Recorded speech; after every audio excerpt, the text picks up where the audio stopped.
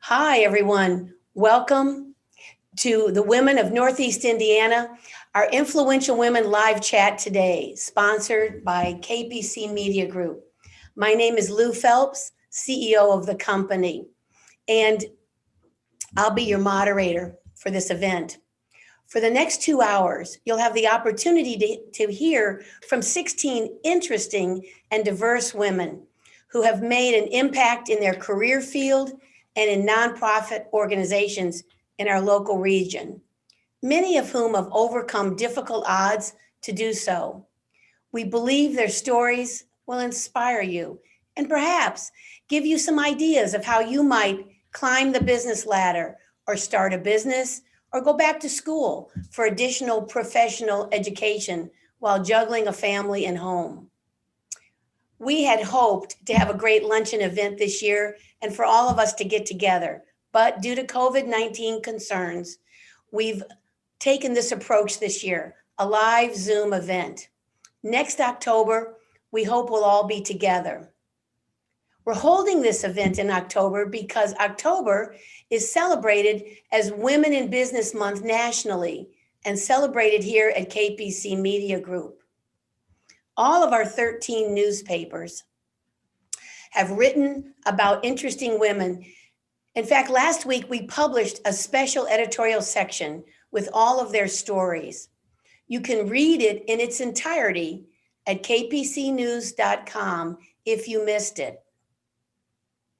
Before we get going, I'd like to introduce Sara Lance. Sara is going to talk with us a little bit about the Northeast Indiana Innovation Center. She is the Empower Project Manager. Sara, tell us a little bit about the center and how it helps women in business. Hi, it's good to be here today with you. The Northeast Indiana Innovation Center helps business builders launch and grow their businesses. We help companies innovate, and our goal is to be rocket fuel for great ideas, people, and companies. The NIC has been supporting entrepreneurs in Northeast Indiana for about 20 years. We're strengthening the regional economy, and truly that is at the heart of what we do as a nonprofit community-based entrepreneurial support center. We serve businesses at every stage, from aspiring entrepreneurs and startups to growing businesses and high-performance companies. Our goal is to give your venture a competitive edge and help it thrive. The WEOC Women's Business Center serves women and underserved populations in Northeast Indiana and focuses on one-to-one coaching, small group training through our accelerator program and masterminds, and community training to engage the broader entrepreneurial community and add value to their existing skill sets through trainings on a variety of topics by subject matter experts. The WEOC Women's Business Center is placing a high value on entrepreneurial mental health with monthly mental health coaching calls available to all clients. With support from Mental Health America, the Society of Black Mental Health Professionals, and Choices and Changes. Additionally, the Empower program is a part of the Women's Business Center and is specifically focused on serving women business owners in the state of Indiana as they face the challenges created by COVID-19. We also offer one-to-one coaching and small group training with programming created by experts in innovation and customer service. We are super thankful to be here today and be a part of celebrating these amazing women leaders. Great. Thank you, Sara, so much. So let's kick off our event. We have 8 outstanding women that you'll be hearing from in our first hour. They are Sara Hughes-Schuh, CEO of the YWCA of Northeast Indiana, Megan Butler, Program and Events Manager at Riverfront, Fort Wayne, Patricia O'Connor, Superintendent of Schools of the Whitley County Consolidated Schools, Leslie Hill, Director at WEOC Women's Business Center, Marilyn Moran-Townsend, CEO of CVC Communications, Amanda Cope, City Engineer with the City of Angola, Sara Ayres, President of Don Ayres Automotive, and Misti Meehan, Chairman of the Allen County Democratic Party. Paula, why don't you start us off and talk a little bit about how you got going in your career, and just share with us a little bit about your job and what you do. Well, good morning, everybody, and thank you for having me this morning. I appreciate it. I'm Paula Hughes-Schuh. I'm the CEO of YWCA Northeast Indiana, and YWCA serves a 6-county region in Northeast Indiana. We serve Allen, Wells, Whitley, DeKalb, Allen, did I ever say Allen? And Noble counties. We run the domestic violence shelter and women's addictions treatment programs, as well as community-based services. I have a bachelor's degree from Indiana University in sociology and religious studies. Sociology because it was practical, religious studies because it fascinated me. And my job every day is all about providing resources to the people that I work with. Being CEO is kind of an interesting job where you're over everything and nothing all at the same time. So the weight of running the organization rests on me. But really what I'm doing is making sure that the people around me have what they need to be successful. I think that's what it's all about. And that's what true leadership is all about, making sure the people around you can be successful. In addition to working for the YWCA, I also serve on the State Board of Trustees for Ivy Tech's community college across the state. And I serve on the United Way of Allen County Board. And I'm a member of the board for G2 Rowing, which is a rowing club here in Fort Wayne. Another thing to know about me is that I try not to let a week go by that I don't participate in BSF, Bible Study Fellowship. My faith is a really important part of me. So thank you for having me this morning.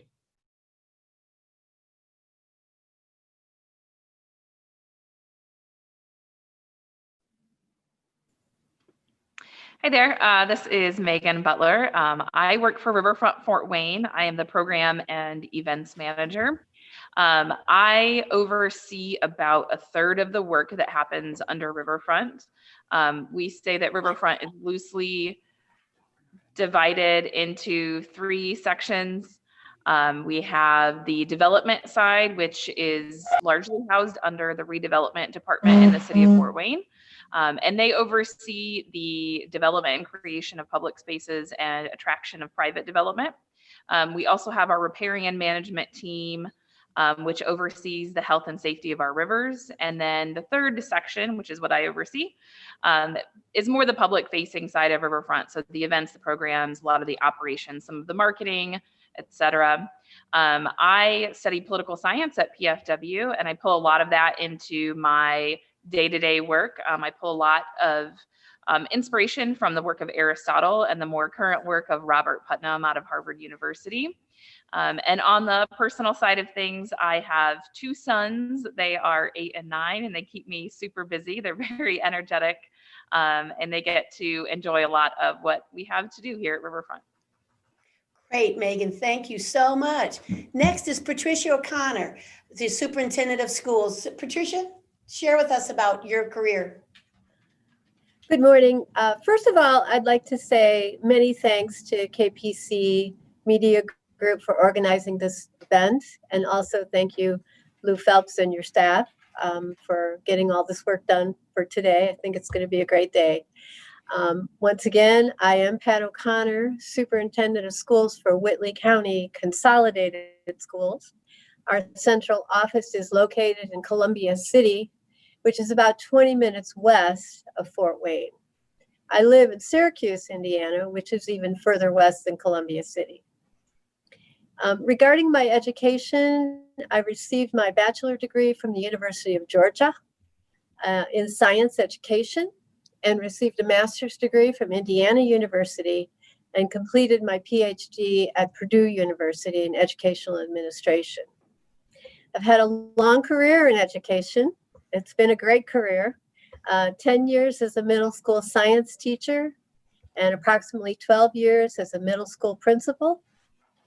10 years as an assistant superintendent of curriculum and instruction in South Bend, and 11 years as superintendent of Whitley County Consolidated Schools. As a public school superintendent, basically, I am the CEO of the school corporation responsible for all areas of school management. In our school corporation, we have approximately 450 employees, 200 teachers, 40 bus drivers, food service, paraprofessionals,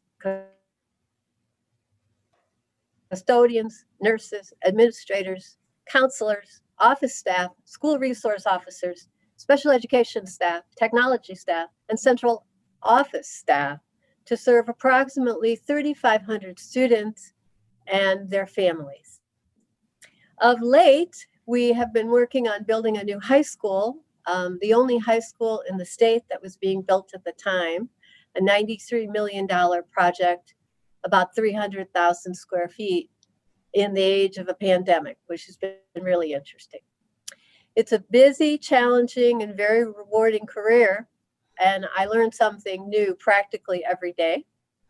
This works out well for me because I love reading and thinking and learning about better ways to educate children and successfully meet their needs. So thank you for including me today. I appreciate it. Thank you, Pat. You have had a distinguished career, and the new school looks amazing. I've been over to see it, and it's very exciting. You know, one thing I forgot to mention is to our audience, as you're listening, if you have questions, text them to us. Use the right-hand side on your Zoom screen under chat, and our team will have those questions, and we're going to pose them to our panel as time allows. And so to make this day and this event even more interesting. Next up is Leslie Hill, Director at WEOC, the Women's Business Center. Leslie, tell us about yourself. Hello, and thank you for having me. My background is a little different than most would think. I grew up in business, corporate America, but it was with a fashion twist. So I was a designer, a forecaster for companies like Spiegel Catalog, small startups, and Vera Bradley, ultimately. And in 2013, I left there. And after working for a startup, I knew I wanted to own my own business. So I started a consulting firm. And everyone is always excited to learn that, yes, it involved personal shopping, and I helped people with their overall image, and I trained people, trained employees of companies to be brand ambassadors. But although I loved my career and I got to travel all over the world, to China multiple times, to Europe multiple times, I love what I'm doing now more than anything I've ever done. This is where I get to work one-on-one with about 500 clients a year. And I'm either training on how to start a business, on how to grow your current business, or how to even sell or get out of the business that you have. So it's a lot of brainstorming, and I love brainstorming and strategizing. So thank you so much for having me. Oh, you're welcome. That's so interesting. I think I need some help with my personal style. I'll have to call you. Next up is Marilyn Moran-Townsend, CEO of CVC Communications. Marilyn. Hello to all of the amazing women on this panel and to all of the wonderful and influential women who are joining us today for this webinar. I'm just going to share a few tidbits with you that I hope will perhaps spark our discussion and make the conversation we have after we introduce ourselves even more informative for you. I am the CEO and co-founder of CVC Communications, and my company turns 40 this coming March. We skill up our clients' leaders, their employees, their sales forces with custom online training, and it's always highly interactive, highly engaging, media rich, and full of stories. Very interesting. Great, thanks. Next up is Amanda Cope, city engineer with the city of Angola. Hi, Amanda. Good morning. Thank you. As you said, I'm the city engineer for the city of Angola. I've worked for the city for about 8 years, and I've been in this position for approximately 2.5 years. So typical work that we do, we oversee any engineering projects within the city. We do some design work of sanitary sewers, storm sewers, roadways, review plans, basically any type of construction work that's happening in Angola. We've been reviewing those and oversee those projects. really enjoy working for the city because it's an opportunity to serve the residents of Angola. There's been many opportunities where I've heard concerns from residents and elected officials and been able to apply engineering solutions to improve the situations. So these are anything from studying where sidewalks are needed, looking at speed limits, even planning for future city growth. Education-wise, I have a background in both engineering and business. I have a finance degree from Ball State University. I worked in that field for a couple of years before deciding that I really should go back to school and get an engineering degree. So I have a bachelor's degree in civil engineering from Trine University and a master's degree also in engineering from Purdue University. In addition to working for the city, I also work for Trine University. I'm an assistant track and field coach there. So I get to work with college age students, and Trine's very engineering focused. So it gives me an opportunity to talk and work with future engineers. So thank you for the opportunity to serve on this panel.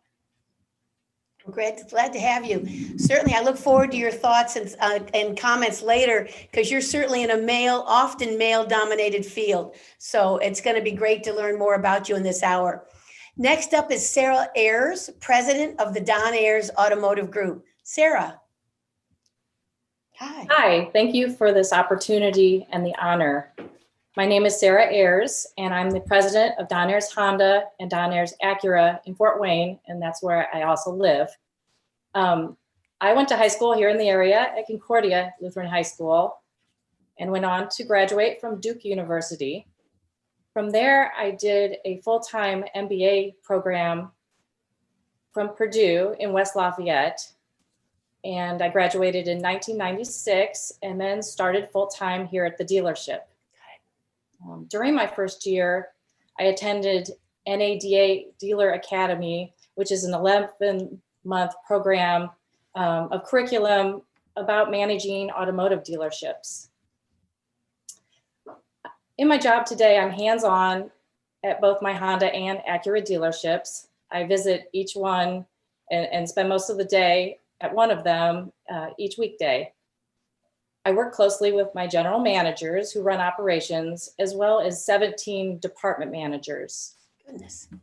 I do a little accounting. I guide strategy and maintain banking, legal, insurance, and accounting relationships. And I'm the face of the dealership, heading community involvement and PR.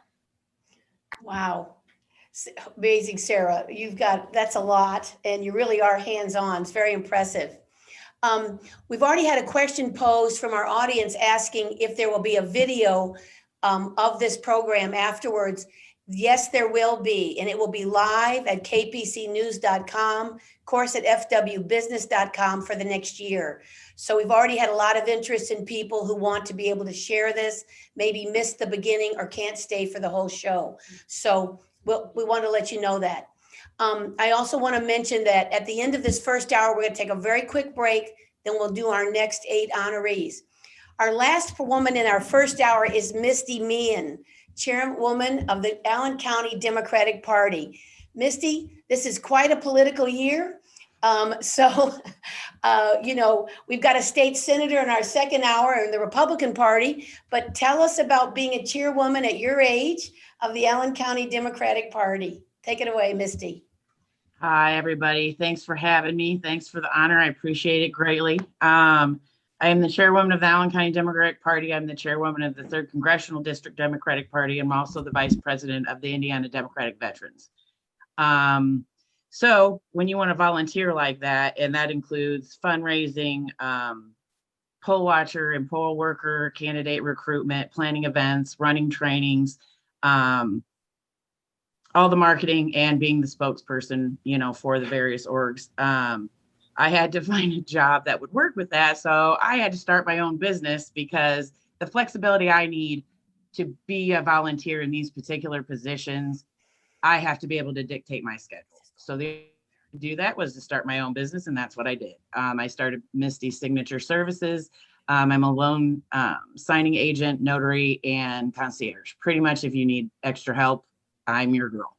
So, and that has worked out tremendously well because I can be available for media at the last minute if I need to be, and still, have income. So that has worked out tremendously well. I'm a first-gen college student. I served in the Army Guard for 8 years and took those experiences, and it has helped me stay the course when the politics get a little deep, because you learn sometimes you got to suck it up and drive on, and sometimes you have to adapt and overcome.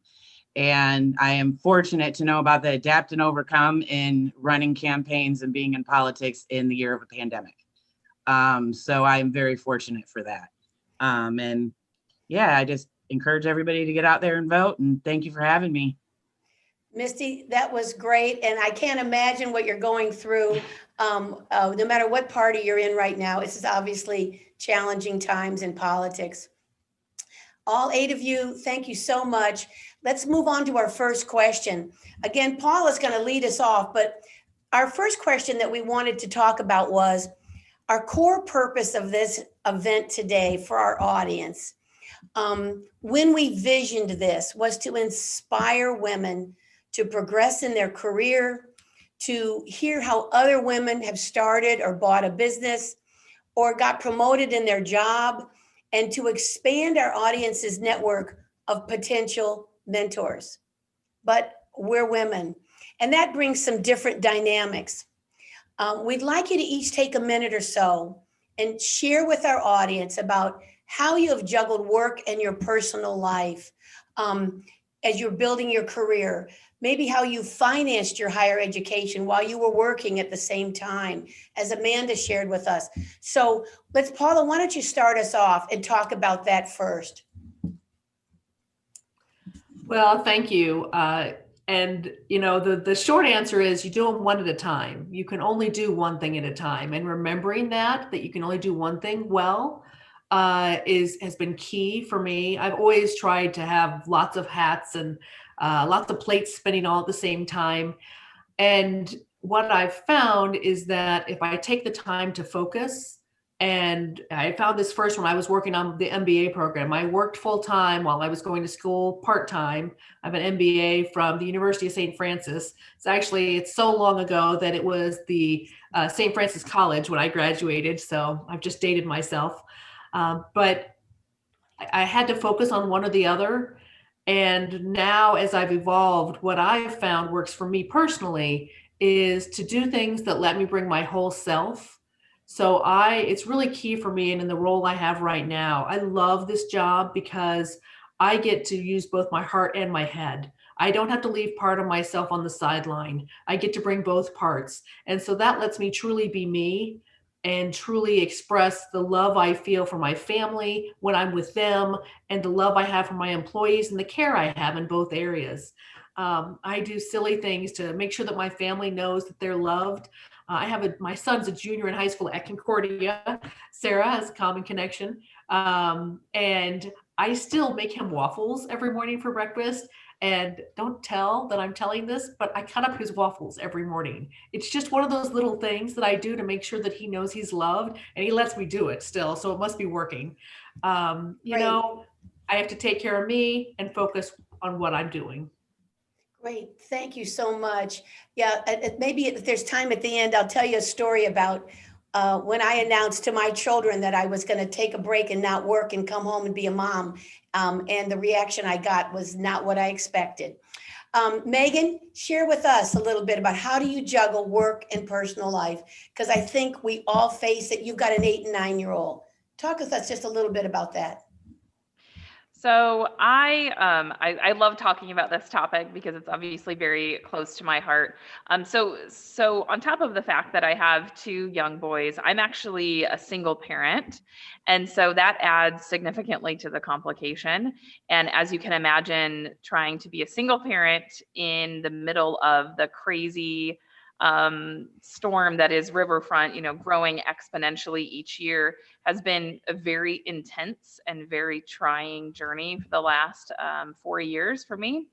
And so I have just landed on the fact that I don't believe there is such a thing as work-life balance. I think they have to be meshed together, and you have to just be comfortable with that fact. I don't have a job, I have a career, and so that's not 40 hours a week. and parenting isn't a few hours a week. So I do bring work home, and I do bring my boys to work as appropriate. And we've just learned, people have learned to that it's common to see my boys in the park and at Riverfront and in my office. And my boys know that sometimes I'm bringing work home, and they get to help me with it sometimes. And it's actually been an incredible experience for them as well as me, because they really get to see their mom being a professional and the journey that it is to be a professional. And I have seen that carry over into their lives as people and even as students. And they've really learned to apply the work ethic that they see me displaying to their own work as well. Thank you so much. Really insightful. But Pat, share with us, you've been at this, but you're juggling, some of us have had to deal with aging parents, kids, pets, everything that makes up our life and our family and our definition of home. Tell us how you've juggled your personal and business career, because you've got a very dynamic, responsible job. So regarding the juggling act, this is a great question. No doubt, we all have a lot on our plates. Knowing this, in many ways, I feel it's a matter of common sense and being pragmatic. How much actually can you handle? And where is the edge of the cliff for you? I think it's probably different for every woman, but we need to know, where is that edge? I tried working full-time, having a very young child, and going back to school for my master's degree one time. And for me, that was ridiculous. That just wasn't working for me. So something had to go. It wasn't going to be my child. So I took a leave of absence from my job. There was a financial cost to this, but I was able to complete school, keep my sanity, pay the loans off with my new and better paying job because I had more education. Later in life, I returned to Purdue to earn a PhD, and I found a program that was cost effective and doable for me. So I asked myself when I'm in this program, hey, why didn't I do this sooner?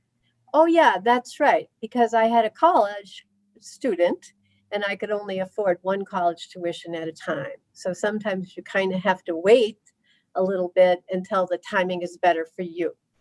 Once my daughter was able to graduate with no debt, and I was able to graduate with no debt, it worked out very well. It just took a little longer for me.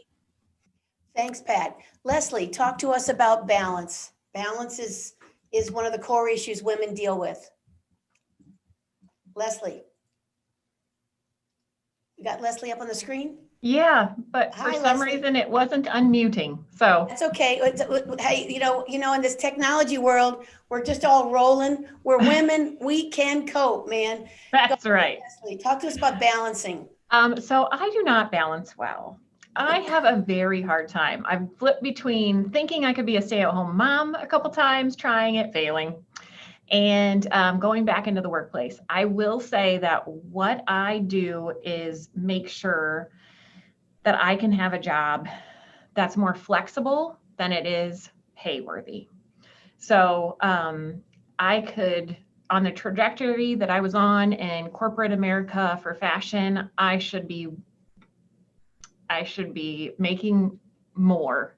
But I choose to be able to, if my son needs to get on the bus and his bus doesn't leave until 8 o'clock in the morning, there's not an option for me to choose between those two, being at work or being with my son. And I realize there are other people who have to choose the other way around. And I totally feel for you, because as a working parent, I have more guilt than you could possibly imagine. But on the flip side, when I stay home, I don't feel as fulfilled either. So there's just this point that I am luckily able to make, because my husband chooses to stay in his career, that I can say, I'm going to choose to be home and be on the bus. Or if there's a 2-hour delay, one of my bosses said to me one time, I was working retail, and she said, one of our staff members, her husband would stay home with the kids to get them on the bus. And I said, well, that is wonderful if that works for you. That doesn't work for me. I want to be that parent. So that is how I chose. Well, we appreciate that honesty. And I think we've all been there, man. Oh, Lord. Okay, Marilyn, CEO of CVC Communications. Talk to us about how you juggle it. Work-life balance. I'm going to take a little bit of a different approach to this and tell you that I work to feed my civic habit. I used to have an audio cassette that I played every day on my commute. And because I realized I was getting over involved in civic activities. And so I had a self-help program that was called How to Say No Without Feeling Guilty. And I lost the tape. And so then I got a t-shirt and it said on it, "Stop me before I volunteer again," but I outgrew it. And so what remains is this Yeti. My daughter bought it for me. It's 32 ounces. I carry it everywhere, fill it up with water. And what it reminds me is that if I were to mindlessly spill this water out, I wouldn't have any for me. And if I think about this Yeti as being my time and my talents and my treasure, and if I just mindlessly give it away, I'm going to be too exhausted to share my time and my talents and my treasure with the things that I was uniquely put on earth to do. And so it's really helpful for me to remember that I need to be purposeful about all the things that I become engaged with. Wow, very insightful, very interesting. Amanda Cope next. Amanda, you're in a very interesting career for a young woman. Tell us how you juggle, work life, friends, family, parents, animals, talk to us about that. Sure. So for me, everything's about being a priority and to be able to prioritize. So for me, my family has always been the most important. Working for the city of Angola, they're extremely family oriented, which is really a good fit for me. The mayor does a great job at promoting family first. So it really provides some happiness for me, which then is easier to do well at a lot of things when you're already happy at your job. Another important aspect for me is to have boundaries. So I'd really try hard to keep my work and personal life separate in terms of time management. So when I'm working, that's my focus. And then when I'm not, it's family and personal life. And so I'm one that tries really hard to not work in the evenings or on vacations or things like that, just so that you can focus on every aspect of your life and really be able to give your all at that. Thank you so much. Sara, talk to us. You've got a busy job, boy, selling cars, running dealerships all over the place, 17 direct reports. I heard that because I have a lot of direct reports. So talk to us about how you manage to balance work life. Well, I'm the juggling queen. Sometimes my head spins. And I have a little bit different approach out of necessity than Amanda. Having a family business, your personal life bleeds into your professional life always. And that can be good and that can be bad. I have 4 children between the ages of 13 and 17. So we are all very, very busy. So the bad thing is you cannot leave your business home. You can't leave it at the office. It's always with you at home. But then the family understands. The great thing about it is you have so much family support. And that's been the key for me. Specifically, 7 years into my career full time, I had my first child, who's now almost 18 years old.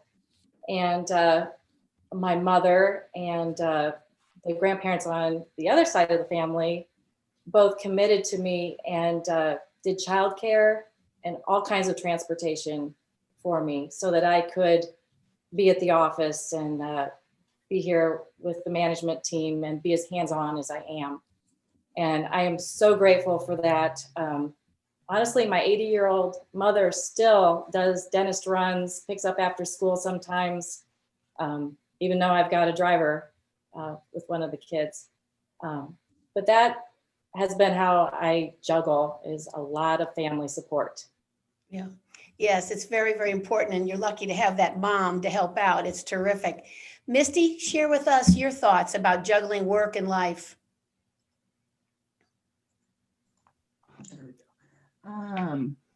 At one point I was working full-time, going to school full-time, and raising had 4 stepkids, 5, 4, and the boys were 3. Just as you can be, your own worst enemy, you can also be your best champion. And it is 100% about setting priorities. It is also about scheduling your self-care. And that appointment needs to be kept just as any other appointment, whether you're talking about the doctor's office or you're talking about taking your kid to a practice or what they need to be at. I think people let themselves go. They will sacrifice the time that they're supposed to be spending on ourselves to give to somebody else. And I think that once you get that in your head, that this is going on my calendar and this is important as the rest of your appointments, it becomes a little easier, because like Marilyn said, you get that guilt, like you can't volunteer for everything that everybody asks you and you'd like to, because they're all things you'd like to do. But it came down to, I set priorities and did not violate those priorities. And like I said, the self-care being on the calendar, tremendously important. Thank you, Misti. Boy, that's really insightful. Let's go to our second question. And guys, if you can keep your answers a little bit shorter, because we do have some audience questions coming in that I know you want to answer. Our second question is this: most women working outside the home in a career have run into roadblocks.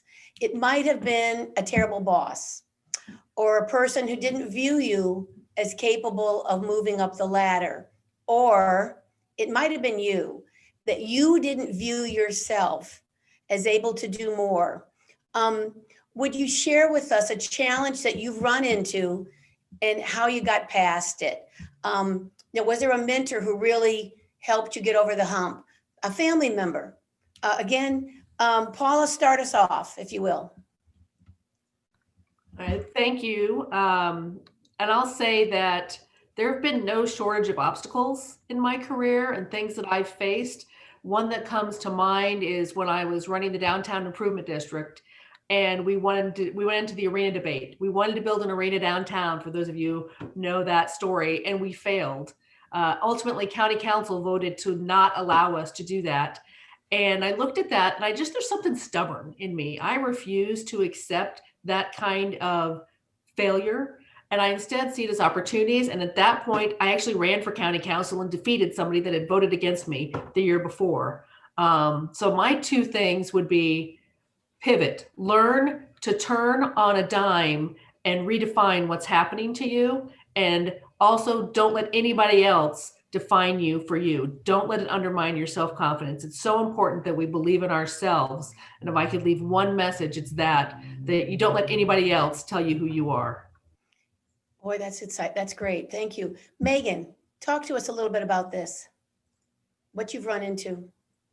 Yeah, I would say before I got to Riverfront, I faced some pretty standard career obstacles, but after joining Riverfront, which was significantly more politically tricky than anything I had been involved with before, especially being so new, I really had to dig deep and research to figure out what was happening around me. So I drew on a lot of my social science research background, and what I landed on were 2 really important areas of growing research in leadership.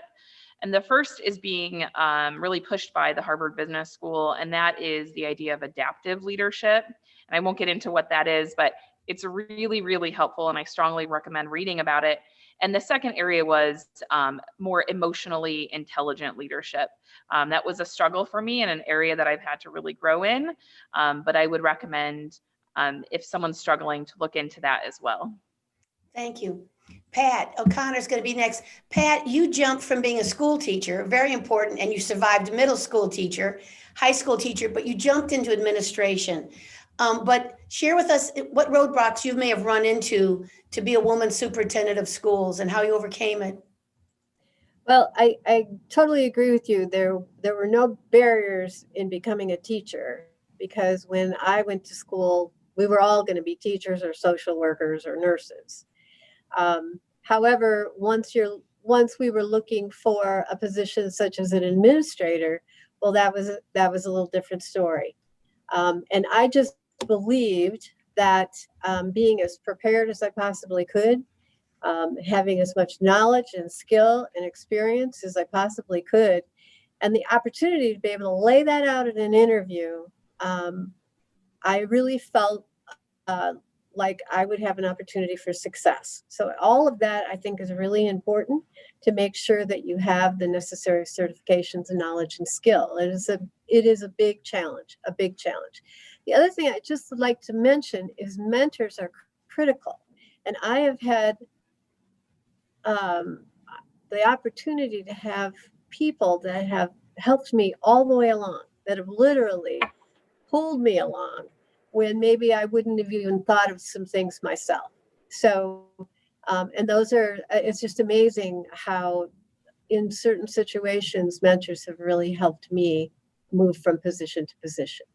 Okay, thank you. Thank And you. all of you can be mentors to women on our audience. As we mentioned at the end of this, and all of you who've registered for this live chat today, we're going to send you the contact information to email all of these amazing women, both in our first and second hour, and ask them questions, because some of them have raised a lot of really insightful things that you may want to read more about, learn more about. Next, Leslie, talk to us about challenges you've run into, roadblocks, how you got past them. I'd say, and I will share this on behalf of many others who are strong women, but as a strong woman, you are hired because of that. It seems very exciting and they want to have you on their team. And then all of a sudden, when you may not agree with the CEO's projection of where the company's going, or maybe it's your manager or director, or you have an idea, all of a sudden your strong willingness is looked down upon. So that would be probably between that and then always feeling guilty, because then you make choices out of guilt. So probably myself would be my biggest hurdle. Interesting. Thank you. Marilyn, talk to us about what you've run into for roadblocks and how you gotten past it.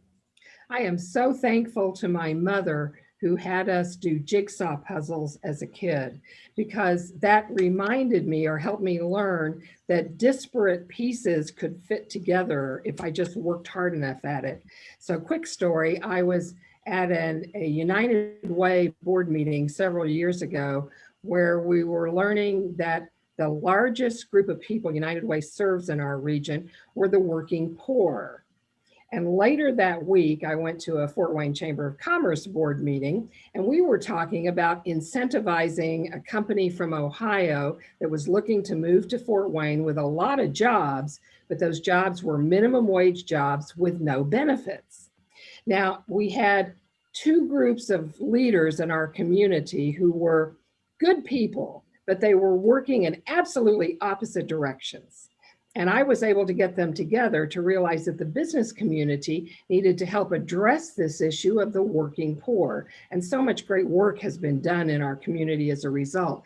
So I think the most important skill that we have as leaders in our communities and all of the areas where all of the women who are participating in this program can work is to use synergy. And that's to look for places where you can bring people together to work for good. Thank you. Great. Amanda, you're up next. Talk to us about that. You're certainly in a male field. I have a feeling you may have run into a roadblock or two, maybe to get people to listen to you. Share with us any kind of roadblock you've run into, how you've gotten past it. Sure. Yeah, engineering definitely is still male dominated. It's getting better, but I'm definitely a minority being female here. So I've been on construction sites where contractors didn't want me to be out there telling them what to do. I had a boss that called me hun one time. In my coaching career is also pretty male dominated. Someone tried to get me fired because they didn't feel like I understood how to lift weights being a female.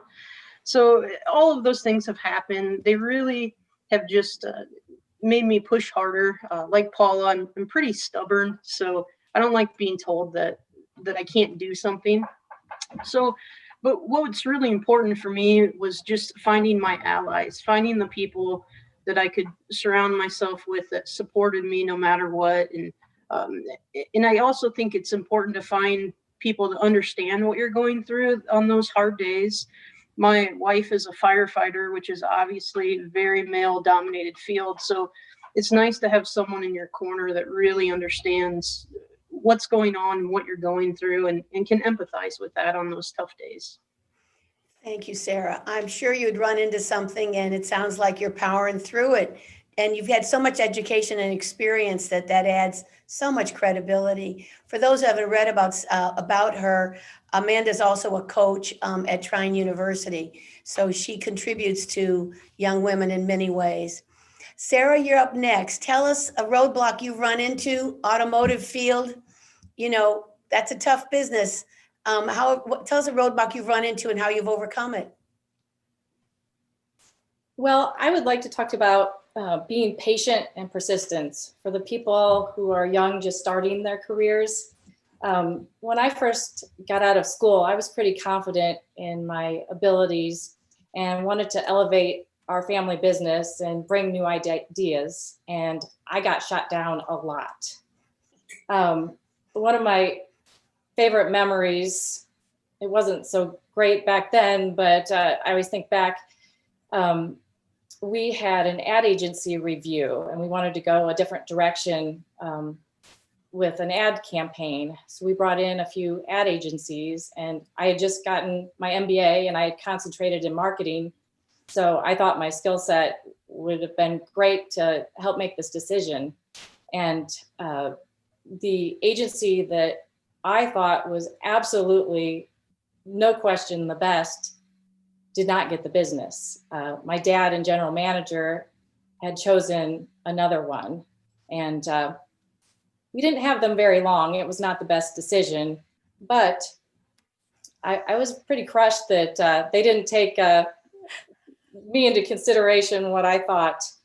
But after time went by, you know, I was able to gain influence with them, and they trusted my judgment and my abilities, and it just takes time, maybe even especially in a family business, to prove that you're more than book smart. So I say have patience and pay your dues.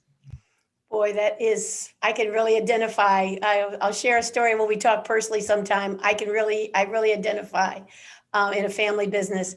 Misti, share with us a roadblock you've run into. You're in a tough business and leading political campaigns and working with so many egos and personalities, shall we say, in politics. Tell us a roadblock you've run into and how you've gotten past it. I'm sure I have stories just like every other, woman on here, whether from being in the military or out in business or in male-dominated fields that I've been in previously. But I tend to find that women tend to be our own worst obstacle. Typically, when a man is looking at a job, if he feels he's 60% qualified, he'll apply. He'll put himself in for that project. Women feel we have to be 90% qualified. And a friend of mine, Courtney Tritch, who has run for office at economic development all over Northeast Indiana, and she said that to me, and I literally about broke my neck trying to get back to look at her, because it just hadn't occurred to me till she said it out loud. Because numerous times I knew I possessed all of the skill sets, I just didn't necessarily have a check mark next to a particular project. So Go ahead. can you hear me now? We can hear you now, yes. Oh, Lord have mercy. Terribly sorry. That's okay. Hey, it's All technology. I was saying is I have You're stories doing just great. like everybody else probably has on here. I've been in multiple male-dominated fields, military, worked in various auto shops, testing fire extinguishers, that sort of thing. Basically, I think sometimes we're our own worst hurdles, because a lot of times a man will look at a project or something that he wants to lead on and run. If he feels he's 60% qualified, he will apply. Whereas a woman feels we have to be 90% qualified and check all of those boxes. So a lot of times I think we feel we are not qualified when in all actuality, we really are. And we should be leading, and we have those ideas to put forward. And that's what I've also had to deal with a little bit. So I feel that is true. And I've talked to some other ladies, and once I had that conversation out loud with her, I got additional titles thereafter because I was like, wait, I do have the skill sets for that.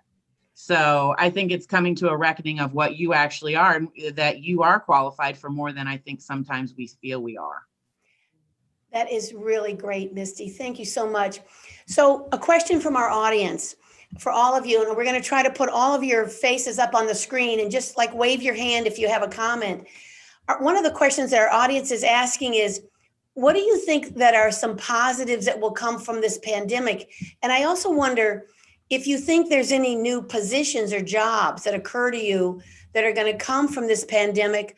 I mean, I think many of us realize that, unfortunately, we may go through this a lot in 2021, that this is a long road ahead still. So what are some positives coming from the pandemic? And also any new jobs that you think are going to come up there? Everyone wait, just raise your hand and take it away. We're going to have an open discussion here, we hope. Go ahead. Does someone have a thought on this? I'll Anyone? go. Yeah, go ahead.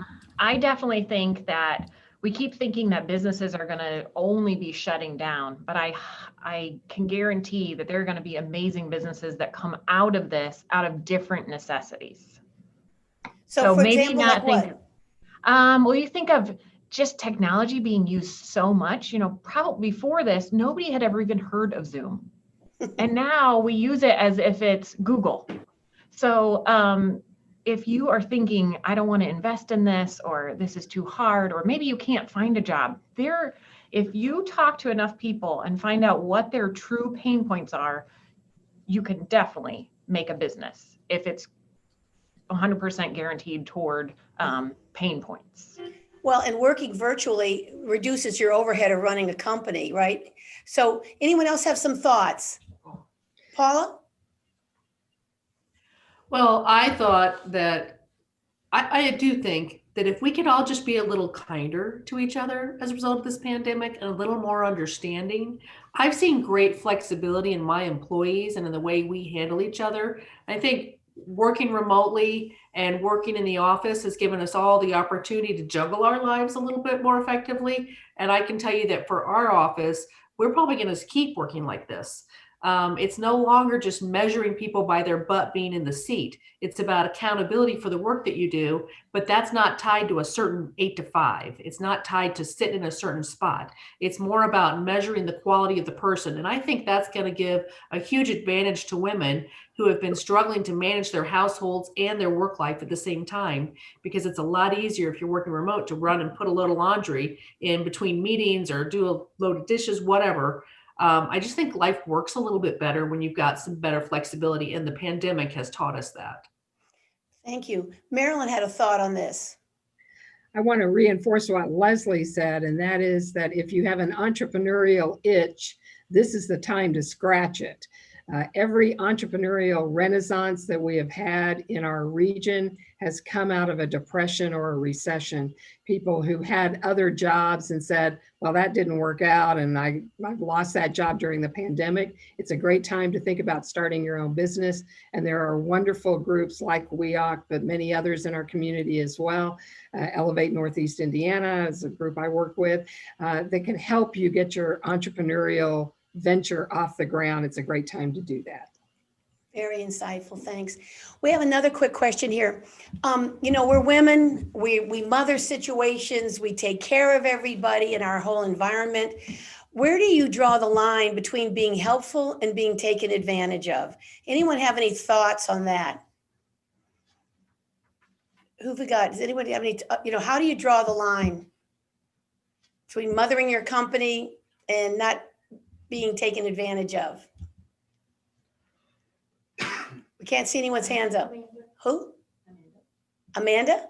And Patricia. Amanda and Patricia have some thoughts. Amanda, take it away. I think it's mostly just following your gut and following your instincts on it of what's too much and when you're going to be taken advantage of. I think that often we second guess ourselves and we look into it more than what we really should. I think if we would just follow our gut instinct, we would intuitively know that line of helping versus being taken advantage of. Yeah. Patricia, you had some thoughts on this. One of the things that has given me the most joy in our business is creating a plan, taking the time to create the plan, talking about how we're going to implement this plan. And then I like to get out of the way and let the folks that are in charge do their work and check in every so often, but building independence as opposed to dependence. And if you have the right people in the seat on the bus, they're going to be very grateful that you are getting out of the way and allowing them to do their work, which is basically developing the plan. Thank you. You know, several of us have talked about guilt, and as I said, I thought I'd share a quick story. Back when my kids were, I was a single mom, and my son was 12 and my daughter was 9, and I had a 2-year-old at home. And I sold a company, and I came home very proudly, and I announced to my children that I was going to take a 6-month break, and I was going to bake cookies and pick them up from school and take them to their soccer game, and I was going to do all these wonderful things. My 12-year-old son looked at me like I had lost my mind and said, "What? You're going to be like other mothers, like Mrs. Jones, and you're going to play tennis, and you're going to have that bracelet with the stones on it, and you know, you're in news, and you do this, and you write about people and the police and crime." And you know, he just had this look on his face, and I realized that they were proud of me working, and all this guilt which I had, which just consumed me all the time, was misplaced. And I think that my children watching me work and working hard in a tough and male-dominated field. I am CEO of, obviously, this news company, and I've led other news companies.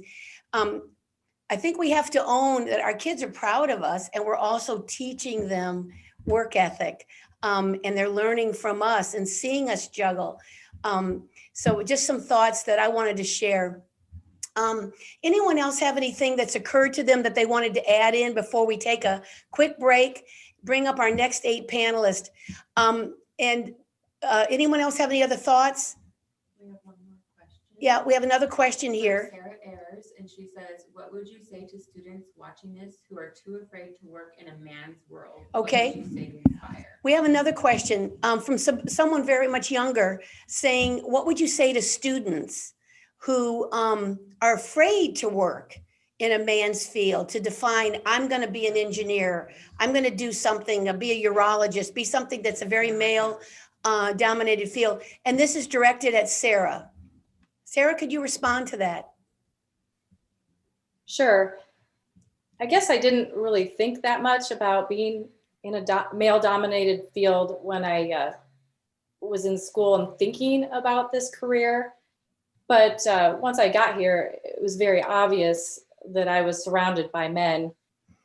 I would say that just follow your heart. If it's something you love, do it. And if you are good at what you do, you will command their respect immediately. And you should absolutely do whatever career you want to do, whether it's considered male-dominated or not. And I think things are changing, that there are opportunities. I mean, for our business, we have so many more females all the time coming to our business at all different areas. So there's definitely room for women and people who are really good at what they do. Definitely room for them. Great. Thank you so much, Sara. So we're going to take a quick break. Everyone stand up and stretch. If you have to jump off the call or jump back in, this entire video and program will be on all of KPC's news websites. So we'll take a quick break here. Give us just a moment. We'll have our next 8 panelists.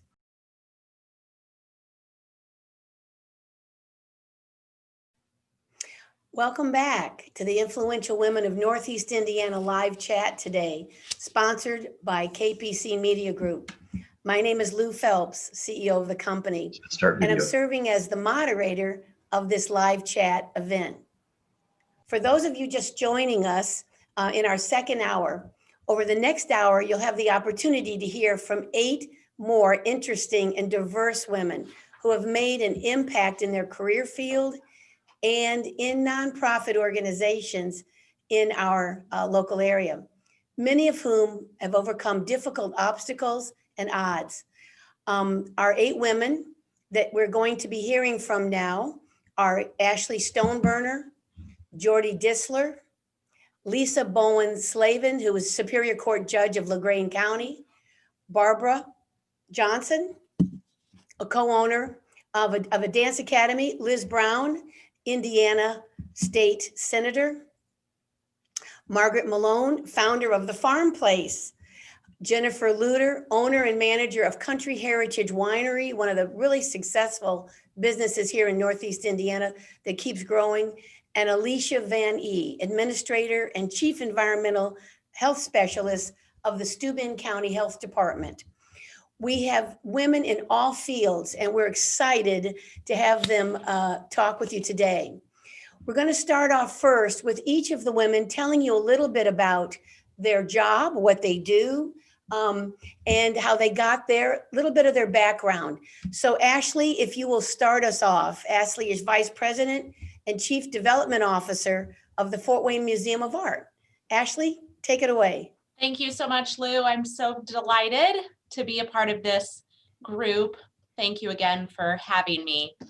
As Lou said, I'm the Chief Development Officer and Vice President here at the Fort Wayne Museum of Art. I just had my 5-year anniversary. I was really blessed to meet with Charles 5 years ago, the CEO of the Fort Wayne Museum of Art. He created this position for me, and I was hired as Associate Director of Advancement Events, promoted within a year to Director of Advancement Events, and then just promoted last fall to VP and Chief Development Officer. I've had an extensive career in fundraising. My time before this, I was with the Muscular Dystrophy Association for 10 years. Went to Hope College in Holland, Michigan, graduated in a double major with business management and dance, and moved back to Fort Wayne and really just loving being a part of the community and continuing to expand my fundraising knowledge and my scope and learning from the best in the community. And so honored to be a part of this group. Thank you for having me. Thanks so much. Next is Jordi Disler. Jordi is president of Parkview LaGrange Hospital. Tremendously important job up in LaGrange County. Jordi, tell us a little bit about yourself, your background, your education, how you got into this job. Well, thank you, Lou, and thank you to all the panelists. I am honored and humbled to be part of it. This is an amazing group of women, and I'm just fascinated by everybody.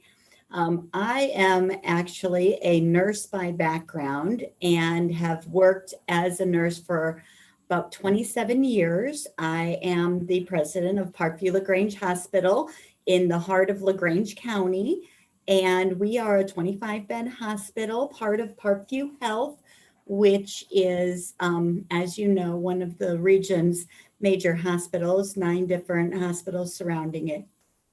And I have, if you'd told me 30 years ago I would be an administrator of a hospital, I might have laughed at you because that just didn't seem where I was going when I was a bedside nurse. But when you have a lot of people that believe in you and encourage you along the way, and I found that people helped develop my talent for growing others and representing others, this is kind of where I came. I went to Marion College to get my bachelor's degree in nursing, and that's now Marion University in Indianapolis. And then I did Purdue University in Fort Wayne for my master's, and have just been blessed throughout my career to be supported by a great company and great people surrounding me, and hope to be an inspiration for the future healthcare givers of the world, because we need them to take care of us when we get older and through all of these instances like this pandemic. Thank you, Jordi. You know, as we get into our program later on, we'll be having you share with us how you jumped from a nurse up into administration and, you know, quite a leap, and now president of a hospital. Pretty amazing. Next up is Lisa Bowen-Slaven, another remarkable woman in our area. She is a Superior Court judge of LaGrange County. You want to talk about a field that's sometimes male dominated. Lisa, tell us a little bit about yourself, your career, how you became a judge, your education. All right. Well, thank you, Lou, very much for inviting me today. Oh, just a minute. You're there. Go I'm ahead. sorry. Can you hear me? No, Okay. you're doing fine. And listen, Sorry don't about that. apologize. We're all in this Zoom world together. I understand sometimes my mic is not off. I haven't sworn out loud, thank goodness. And I haven't had a Jeffrey Toobin moment, shall we say. However, we've made a few mistakes today, so don't apologize. Just tell us about yourself, Lisa. Well, Judge. and Lou, I should know better by now. This is the way we've been conducting court hearings, so I should not be making these mistakes. But I was saying thank you so much for inviting me today. I am really honored to be a part of this group of women, such successful women in their fields. As Lou said, I am judge of LaGrange Superior Court, and I have been in this position since January of 2015. And for those of you that are not familiar with LaGrange County, the courthouse is in the town of LaGrange. Superior Court is in the historic courthouse, which was built in 1878, so it's a beautiful building. I live in Shipshewana with my husband, Steve. We've been married for 25 years. We have 2 sons. Their ages 24 and 20. And as far as my background, I attended Purdue University in West Lafayette. I actually grew up pretty much in Shipshewana most of my life, and graduated from Westview High School here locally.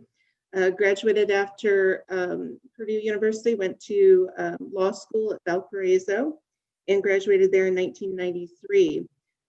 So for the beginning of my career, I worked at the LaPorte County Prosecutor's Office in Michigan City while I was in law school. From there, after I graduated and took the bar exam, I ended up back in Lafayette, in the West Lafayette area, and I practiced in Tippecanoe County for a sole practitioner for about 5 years down there, and very much enjoyed it. I also did public defender work there. When my husband and I had our first child, then we actually came back to LaGrange County, and I worked for Beers, Mallers, Backs & Salem, which is a Fort Wayne law firm, as an associate, and worked there for about 10 years, which they have a LaGrange satellite office. Then I went out on my own, had my own law office, general practice, and was a plan commission attorney here locally, did family law, just basically general practice, and ran for judge in 2014, won the election. I am actually on the ballot this year, unopposed, thank goodness. And one thing I do need to say is after watching the first panelist and listening to Marilyn say about the t-shirt of, stop me before I volunteer again, I would be remiss not to tell you that I'm an animal lover, and I should have the t-shirt that says, stop me before I adopt another dog. So that's my bio. Thank you. Oh, thanks, Lisa. That is so interesting. And I think a lot of us can identify with that. Next up is Barbara Johnson. Barbara's co-owner of a dance academy. She had a very interesting life and contributing in our community here. Barbara, tell us about yourself and your career. Good morning. My name is Barb Johnson. I have a new look for those who haven't seen me for a while. Let me tell you a little bit about myself. I can just jump all over the place because I've been here and there in terms of professions and any other thing you want to mention. But I came to Fort Wayne via Magnavox in 1974, right out of undergraduate. I received my master's from the School of St. Francis. And at that time, it was at the expense of Magnavox. Thank you very much. The other thing I would like to say, I've heard all of these different stories, and what is so weird about it is that everything applies to me. I started out as an accountant at Raytheon. I eventually moved to the Women's Business Center, which was being run by the Women's Bureau. I eventually moved to opening my own business, which really was where my heart really is and still will always be, helping others to become self-sufficient. My daughter Sheena is one of those individuals right now because she's worked so long for herself. It's very difficult for her to work for others. And I said, it's not going to be as easy working for others as it is for your mom. So we've kind of gotten through that. But that's the main thing. I have 2 beautiful daughters. I have 3 beautiful grandchildren. In fact, one is just 1 month old this past week. So that's a beauty in itself. And I have 1 grandson. His name is Denari Beasley. Other than that, I'm just thinking there's so many things that I could tell you about, but we'll have to do lunch and I can tell you more about it. But right now we're currently running a performing arts school on Coventry Lane. Come check us out. We're the hip hop queens and we're ready to roll. More about the Dance Academy. Thanks, Barb. Next up is Liz Brown, our Indiana State Senator of District 15. Liz, share with us your career, how you got into politics, run for Senate. You're one of the women in our legislature in our state. Tell us a little bit about your career in running for Senate. Thank you. And thank you so much for letting me be part of this panel, not to mention the honor. Much appreciated, Lou.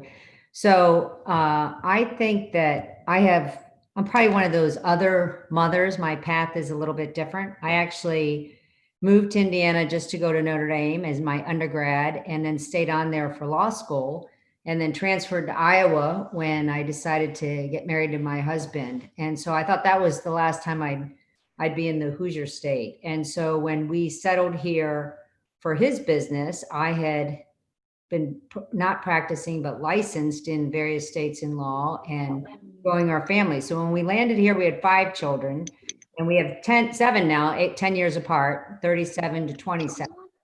So I'm definitely one of those mothers who did a little bit of part-time, but really focused more on our family and someone give me a phone. They have a light.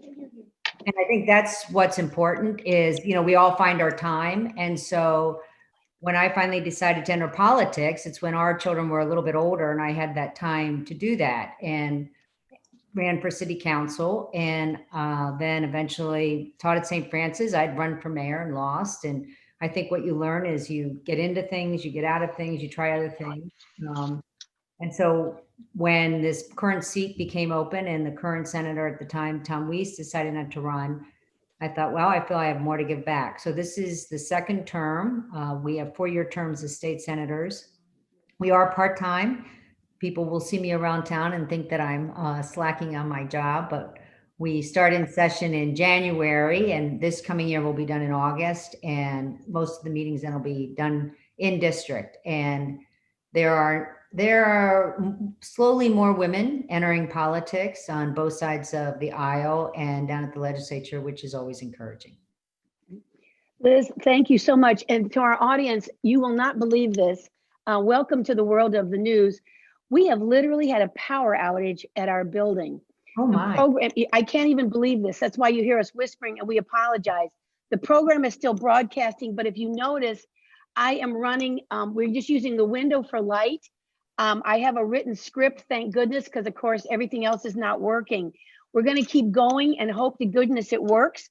Up next is, and I'm gonna have to use my glasses here. Up next is Margaret Malone.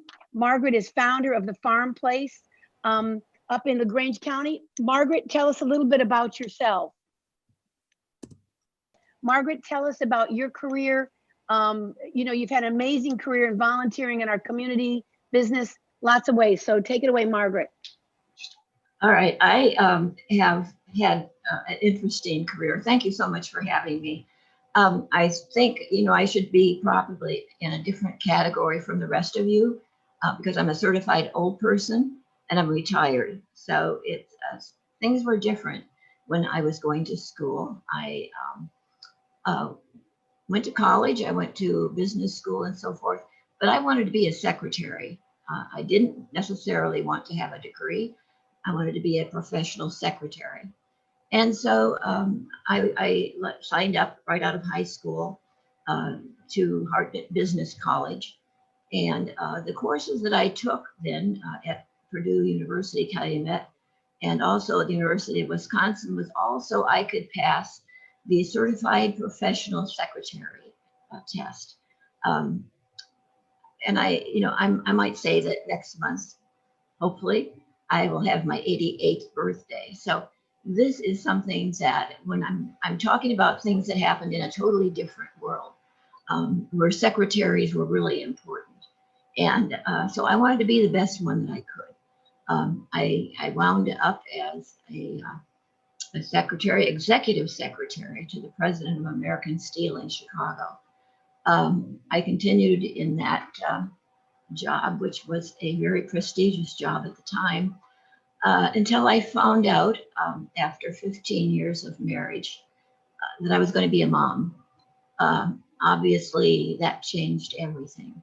And so I went on then to build my own businesses. And having a business background and having studied business law at Purdue and then accounting, the things that you need to know if you're going to be in business, those are things that are important.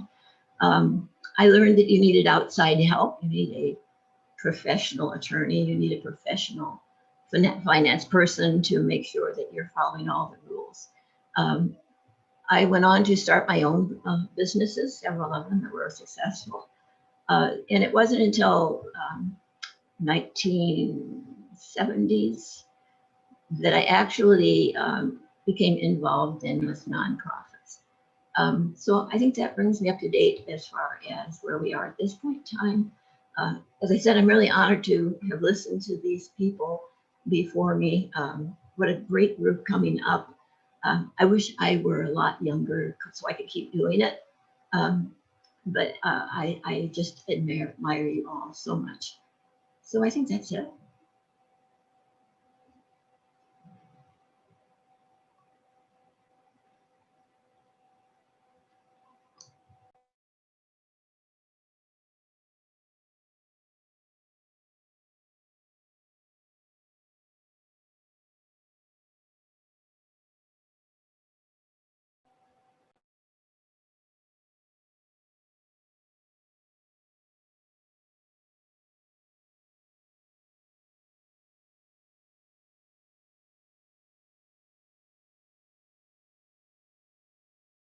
We may have lost some of the people from KPC News, but I'm not sure. I know we're all still projecting, so who hasn't gone yet? I see Jennifer up there. Jennifer, I'll act as an intermediate host for a few moments.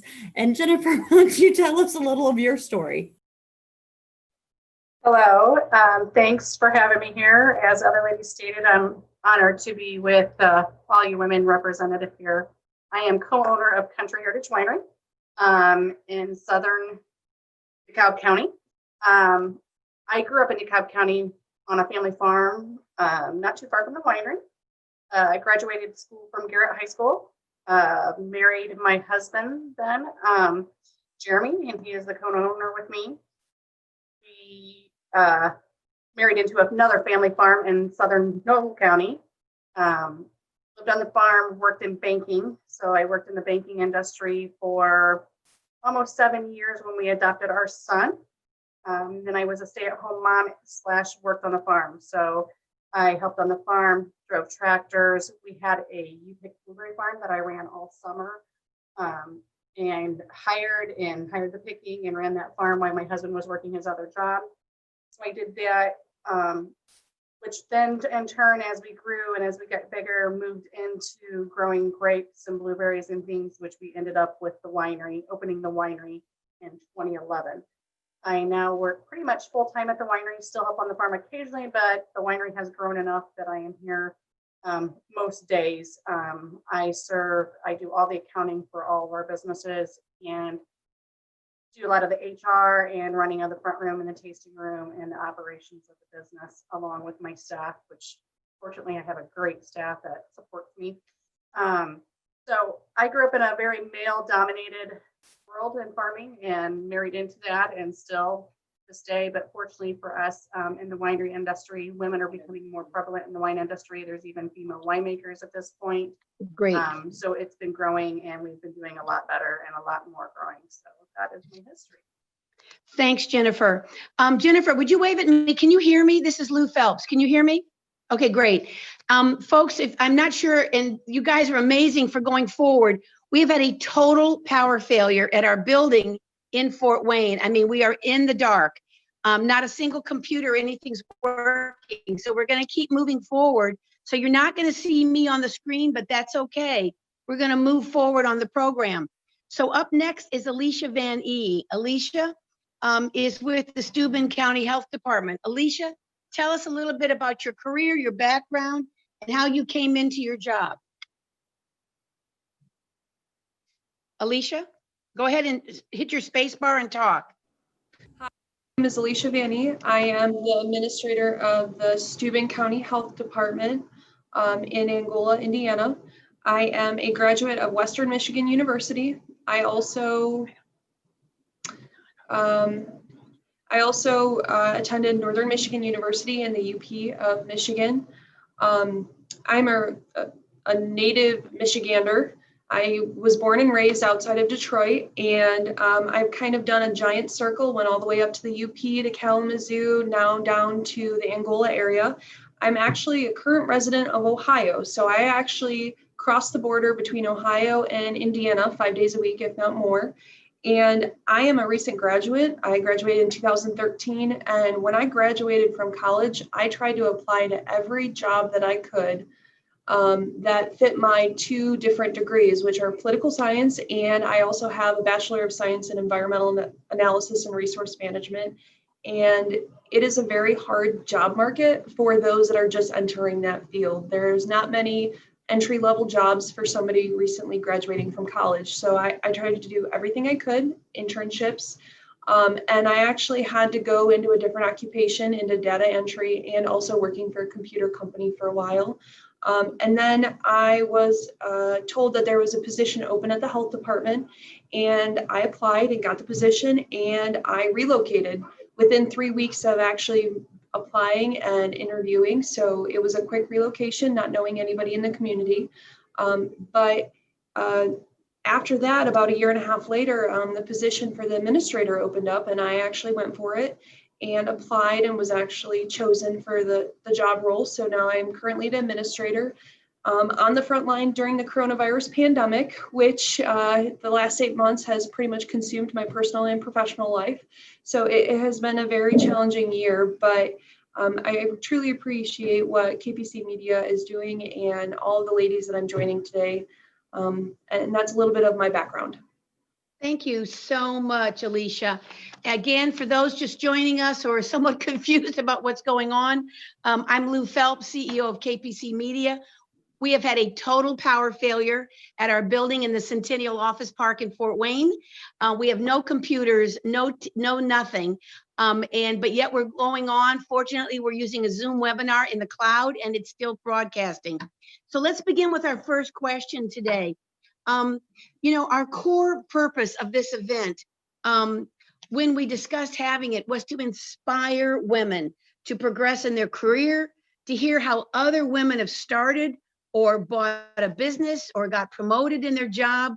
And we wanted to expand our audience's network of potential mentors, which all of you are. But we're women, and that brings some different dynamics to us when we work outside the home. We'd like you to each take a minute or so and talk with our audience about how you have juggled work and your personal life as you were building your career, maybe how you financed higher education while you were still working, if you do so. And we're going to start off with Ashley. Ashley, talk with us about juggling personal life and career. It's never easy. Absolutely. I, first of all, want to start by saying I have the most incredible parents in the world. They are my #1 cheerleaders, my #1 supporters, and they do so much for me and my significant other to help make sure our life is a little easier. I have a little bit of different challenges juggling. I don't have any children. I'm an aunt, and I have nieces and nephews, and I have a family that I adore. But my extracurricular time thing is fitness and dance. And being a dance graduate, I have taught dance and done a lot of choreography in the community. And now within the last 15 years, I've really taken on to the fitness aspect. So every night after work, I go teach fitness classes. And on the weekends, I spend time getting my fitness routines together or staying up on my certifications and my accreditations, and just making sure I'm staying current, and then advertising and soliciting and being current with all the trends. So we all know that things take different times, and we try to juggle those priorities. My career has always been a huge priority for me, and I'm a very tenacious person, very determined. So I make that a priority in my life. And I work hard and play hard. And when I'm not working, I do like to have fun with friends, my significant other, and I like to travel and do things together and spend time with my nieces and nephews. But again, I have to give so much credit to my mom and dad. I couldn't be where I am today without them, and I'm extremely grateful. Thank you so much. Jordi, tell us about how you juggle work-life balance, running a hospital. It's not, hospital business is not a 9 to 5, Monday to Friday business. How do you juggle it? There must be emergencies, there must be crises. Talk to us a little bit, Jordi, about how you juggle. Jordi, hit your space bar to talk, to unmute yourself. See if we get Jordi in on the call. Click on the Zoom window and then try again. Jordi, click on the Zoom window and try again. Again, for those just joining us, we are in a total power outage. We're trying to muscle on here. Jordi, try clicking on the Zoom window and then unmute. Make sure you're unmuted and hold on your space bar. There we go. Can you hear me now?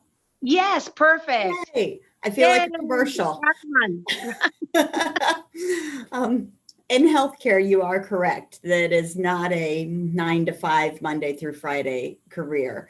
I am very blessed to be surrounded by extraordinary leaders and others who are also as committed to the success of the hospital, to the health system, and to providing for our community.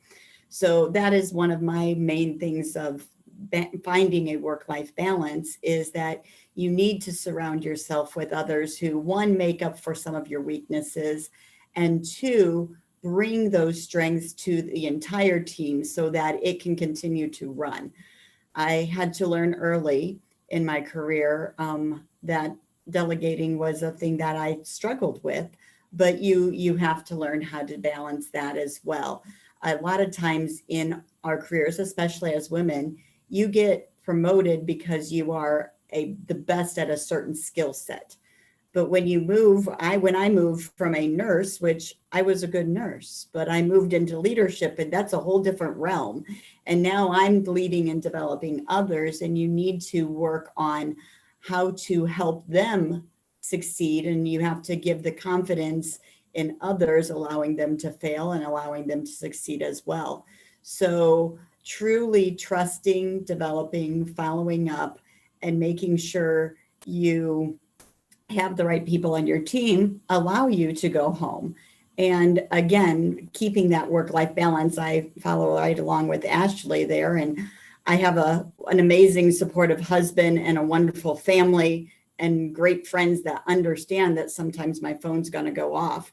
However, I also make sure that I do have a life outside of work, because I really don't want my epitaph to say, well, she worked really hard.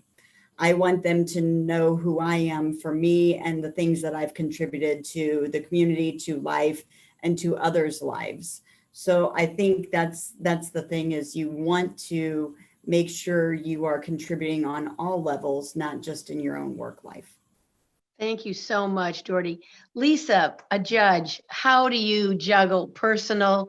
I'm sure cases go beyond when they're supposed to, and you have a child you're supposed to have an event with or something. Talk to us about juggling personal and business life, your professional life. Lisa Bowen-Slaven, Superior Court Judge. Thank you. So as far as juggling, as you can imagine, well, first of all, I have to say, I have to agree with the others that family was such an important part of it, because when my husband and I lived in Lafayette, his family is from Lafayette, so they helped us out tremendously. And then when we moved to Shipshewana to LaGrange County, my family lives here and they helped us out tremendously. So I just don't know how we would have done it without them. But as you can imagine, being an attorney and going to court, if you have a trial at 8 a.m., a judge doesn't really care if you have a colicky baby or a sick baby or, you know, trouble with your daycare, or so you have to have a plan B and a plan C and sometimes even a plan D. And so I think that as an attorney and a mom, I think that is something that we all struggle with in our profession. I will say, when I moved here and I worked for the law firm, the way that I ended up dealing with it once we had 2 children was that I was lucky enough that they allowed us to take a track of part-time. And when I say part-time as a lawyer, that's really 30 to 40 hours a week, but it's better than 60 to 70 hours a week, because at that point in your career, you're judged by your billable hours. And so, you know, you have to work 60 to 70 hours a week just to meet that threshold billable hours. So I was very fortunate there. And, you know, with cell phones and video conferencing and everything, I'm sure that we all have taken work home and talked with clients from home. And, you know, one of my memories, numerous times when my kids were growing up, we'd be at home and I'd be cooking dinner or something, and they'd be telling me something about school, and then they just look at me and say, "Mom, you're not really listening to what I'm saying." And, you know, I'd have to say, "I'm sorry, I've got this trial tomorrow," or, you know, and I know we've all been there, and it's hard. It's hard to just shut it off when you go home. It really is. It really is. Barbara, share with us. Barbara Johnson, talk to us about the juggle, the work life, personal life juggle. Okay, I'm gonna have to stay on course according to my daughter, but I want to thank you guys for allowing me to be here, because when I got the email, I said, "Are they sure they have the right person?" Because Yes, I'm one of those individuals that gives very little credit to herself. But anyway, thank you guys for allowing me to participate. And I also want to thank my husband, because I have to say his name, Ernest, because he's going to get me if I don't mention him. It is so important. I don't know how I could have done things without him. What else would I wanted to mention? I started inspiring, you know, I was inspired by a lot of people. I didn't really know that I was good at what I did until I heard it from someone else. But inspiring and stick-to-itiveness are the 2 key things that helped me along the way. Like I say, when I came here to Fort Wayne, Indiana, I came alone. I had just graduated from college. I had no siblings, I had no relatives, nothing, just Magnavox. And after 23 years of hard work, you know, they decided to purchase Raytheon, and Raytheon didn't need my area or field of expertise. So I either had to move to Tennessee to work for them or to stay here. And I love Fort Wayne. Fort Wayne is a great town to raise children. So that's what I ended up doing. Okay, let me tell you, I started out as an accountant.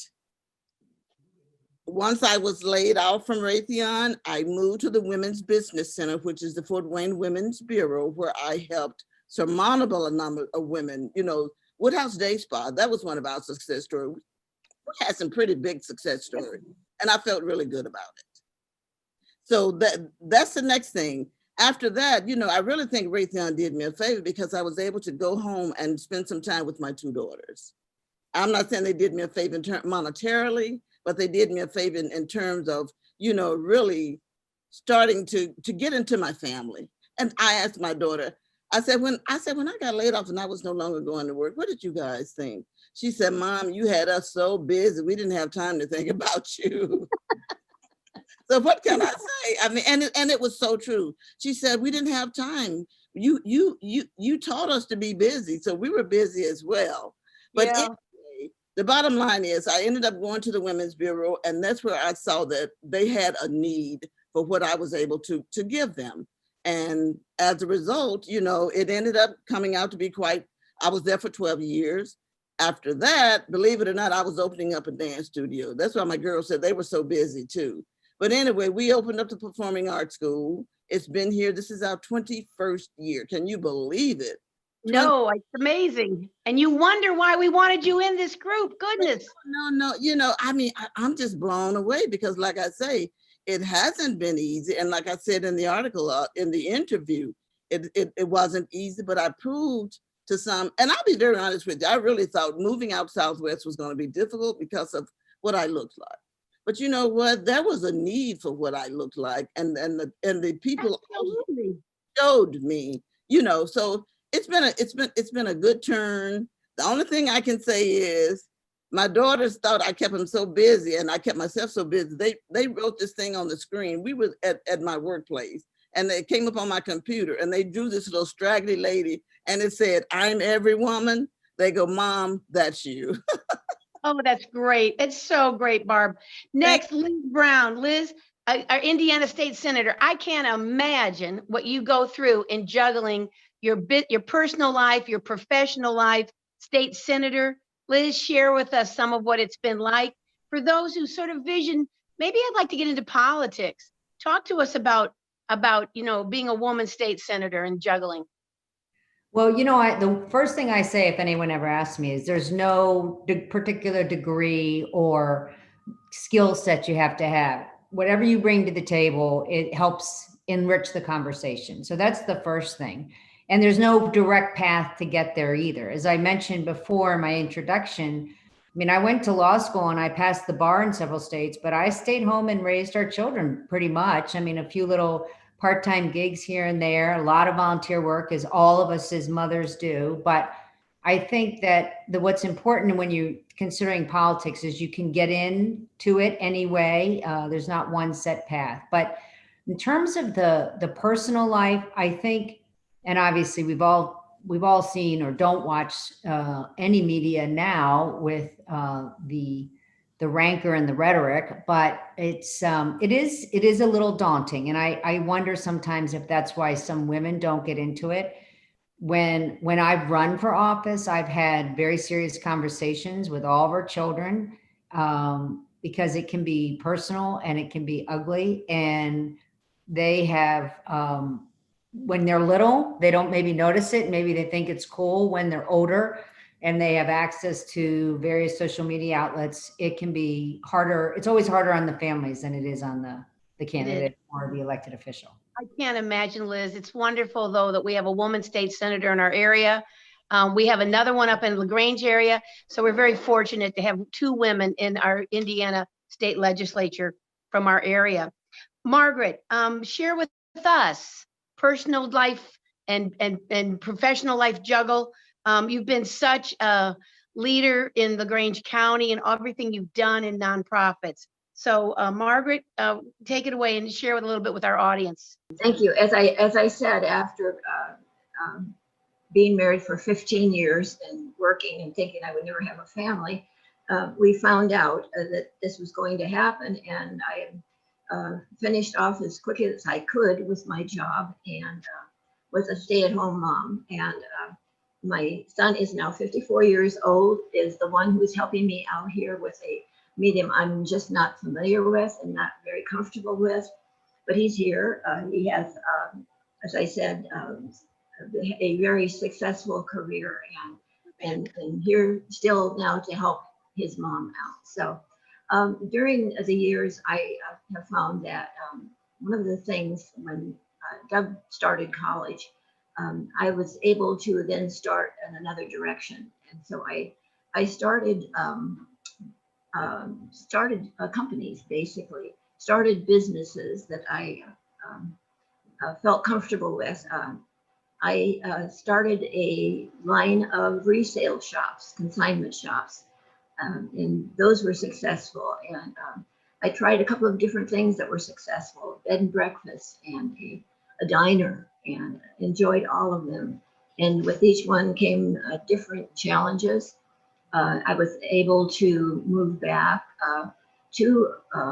I remarried after my husband died, and remarried, moved back to LaGrange County, and I think it was 92, and then started and had the time to retire into doing things that came to my attention And it was how I was able to do the start the nonprofits, and the last one being the farm. So had a very satisfying time.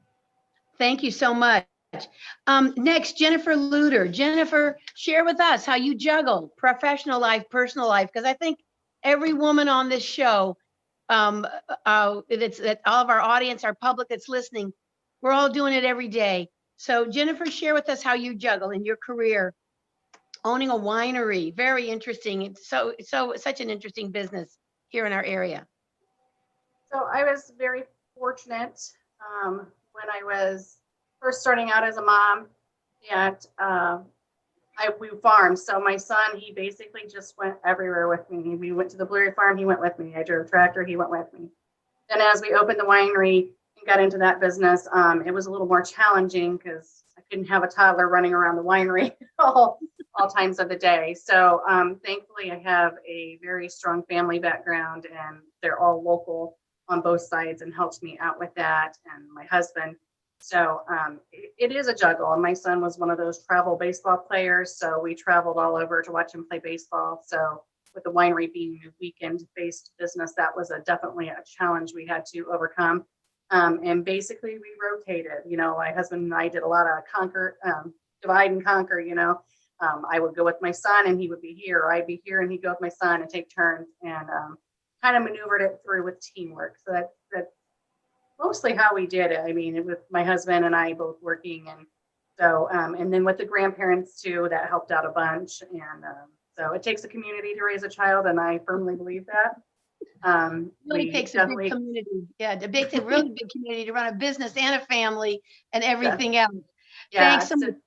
Let me, Jennifer, we're going to move on to Alicia. Alicia, share with us. You've got an interesting job in COVID era, health department, Steuben County. But how have you juggling business, personal life?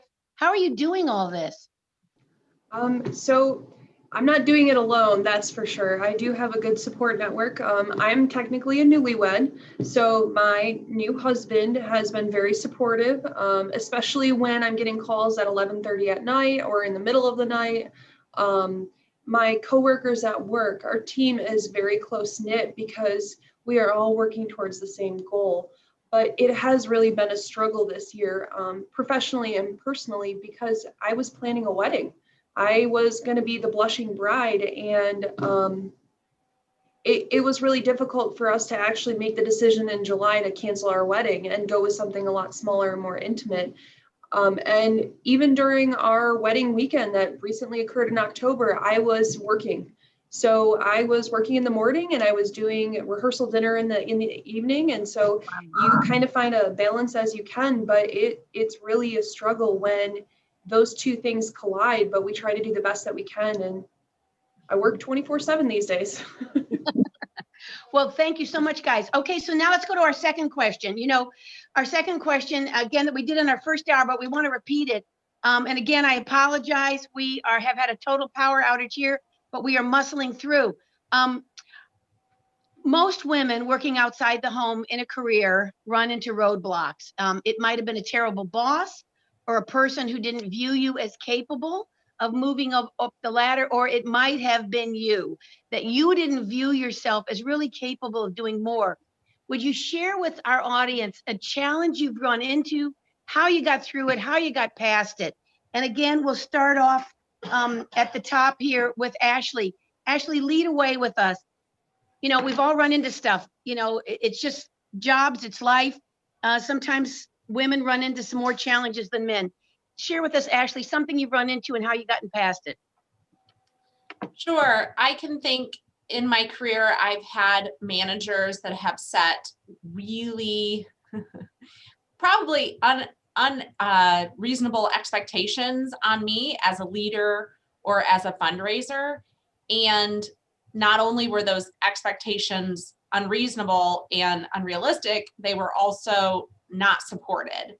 And you know, I think now where I'm at the Fort Wayne Museum of Art, that there's such a holistic approach to how you work, right? You're a whole person. So you can't come to work and be empty in one area or be lacking in another, that we have to be lifting each other up and supporting where we can. Obviously, we have a job to do, and there's expectations and there's goals set, but there's also the whole person. And I think sometimes we get in our way of that. I can say for myself, I get in the way. I have really high expectations for myself personally, and I'm impatient with myself sometimes on reaching my goals or making things happen. And I just want to get going. I just want to get started on things. And sometimes I'm impatient. So I think just navigating that, and especially because you want to prove that you can do it just as good as anyone else, and you want to be taken seriously just like anyone else. And so sometimes you have to check yourself, and you also have to make sure that you're balancing all the elements of your person to make sure you're doing the best that you can. Very, very, very, very good. We have power back, and we have internet back, and we're killing something so we don't have a feedback. Jordi, talk to us about obstacles you've run into. There had to have been some, and how you've overcome it. Thank you. I'm pushing my button. Can you hear me? We can hear you. You're Okay, great. good. There we go. Take it away. I've been thinking about this and listening to all the other amazing stories and stuff, and find that I was very fortunate to have a lot of great mentors throughout my career that have had a lot of faith and confidence. And one of the gals earlier had said, if we as women often feel like we may not be qualified for positions. Men tend to think if they're 60% qualified, they will apply, and we wait till we're 90%. And I just found that so fascinating, and it's very true.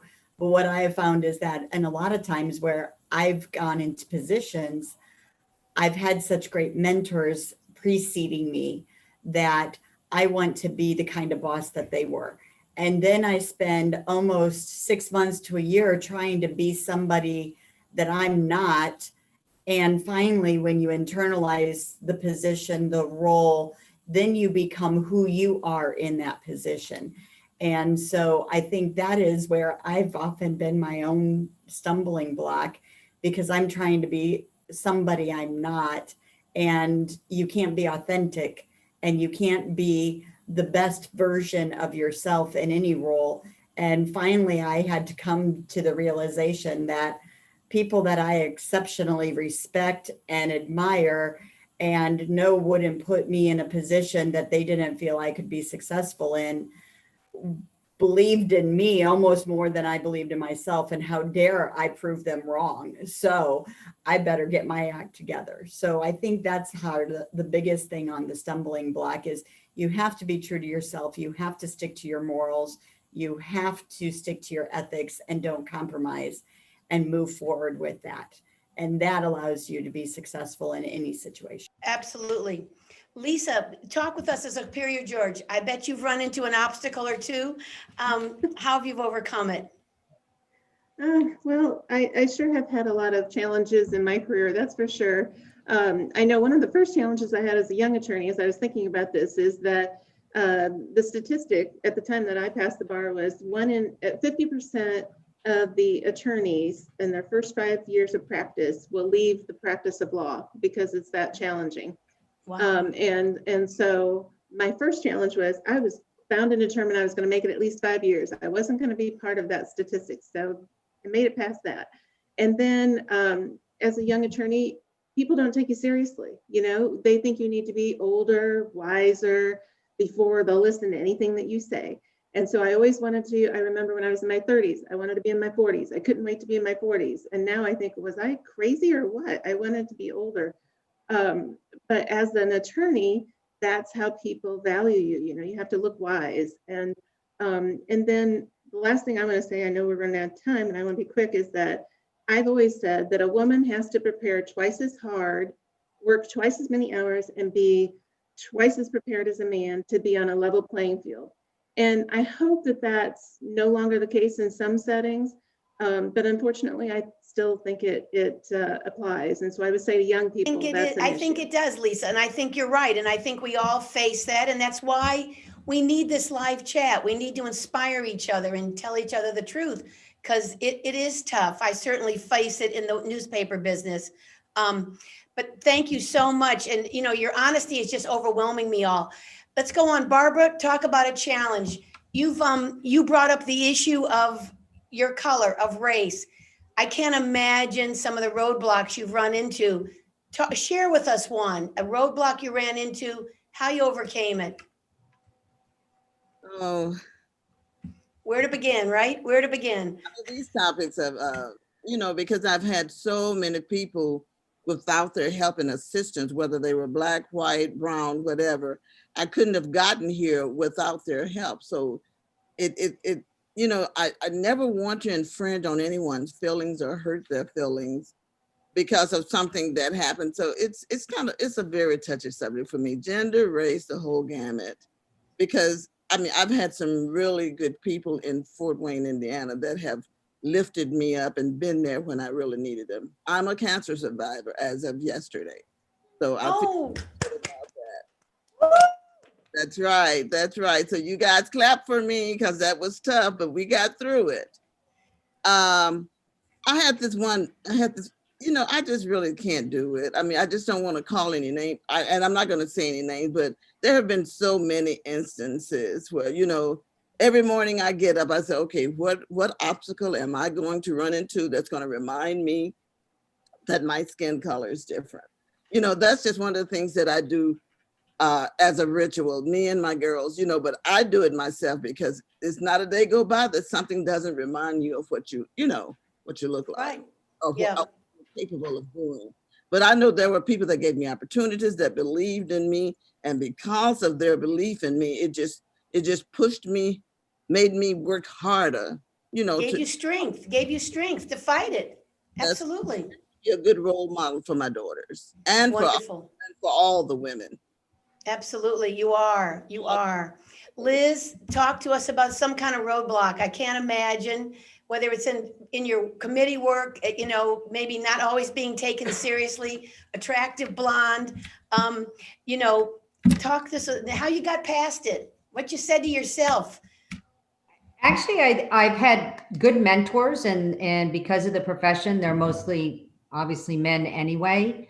And the few men that I've encountered who don't think that I'm ready to speak up, shouldn't be allowed to speak, so to speak, at the table.